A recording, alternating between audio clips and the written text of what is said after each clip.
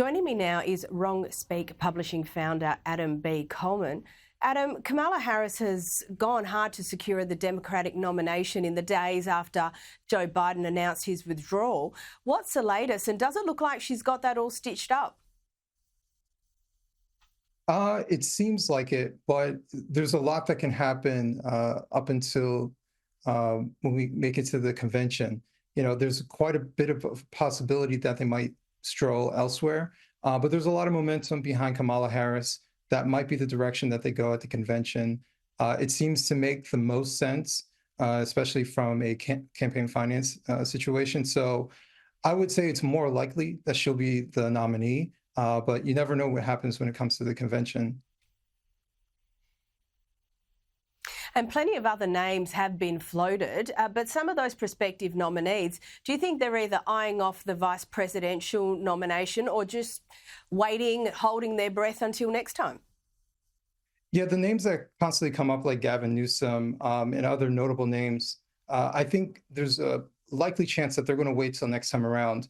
I think someone who is likely to win a presidential race, like in a full length, I don't think they're going to want to risk coming in with 4 months essentially until the election comes around to run an entire campaign, raise money, so on and so forth.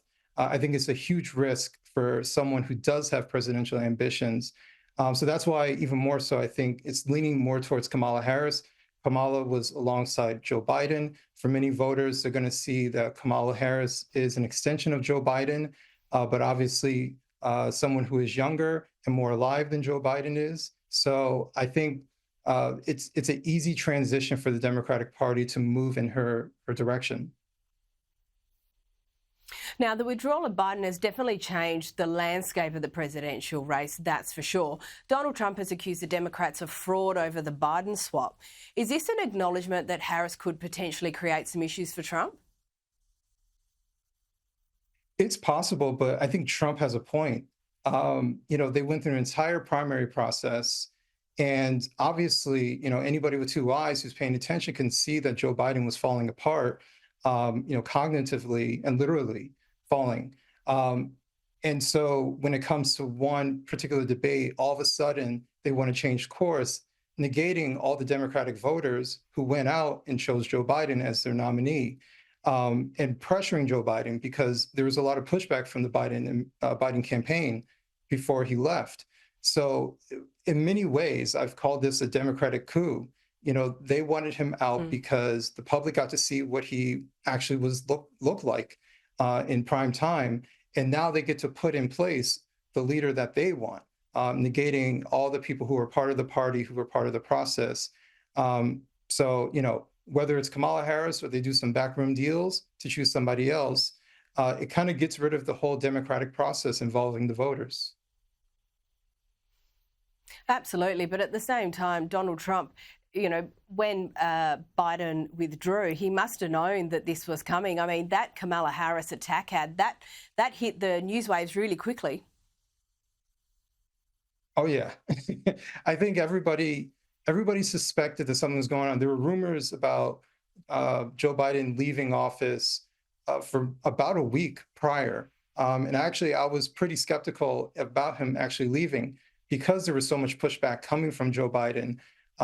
Every time there was speculation, there was another press release that he's staying in place and that he's on the campaign trail. So I think if you're a good campaign, you prepare for multiple outcomes. Yeah, absolutely. And the Democrats, they've been quick off the mark to frame Kamala as presidential. She took her nieces for ice cream over the weekend and she's been referred to as Momala. How important is this repositioning of Kamala Harris in this campaign? Yeah, this is a massive PR campaign that's going on. There's a lot of excitement. Some of the excitement is just the juxtaposition of Joe Biden, who is very much so comatose-like. And here you have someone who is much younger, much more vibrant, smiles a lot, just on the surface, seems like someone that you should be excited over. But Kamala has been hiding for quite some time and letting the PR team fill in the blanks. But that's the excitement of right now. We'll give it some weeks. And when she actually starts speaking, if there's going to be a debate, which I would hope there's going to be a debate between her and Trump, if she's the nominee, we get to ask her tough questions. But in the meantime, she's going to do a bunch of fluff interviews by the mainstream media. She's not going to be challenged. She's going to be well prepped to show off her personality rather than her policies. And she might be well prepped, and obviously that talking point about her being younger, that there has gone all through the media very, very quickly. But ultimately, she's going to have a lot more than that. Oh yeah, absolutely.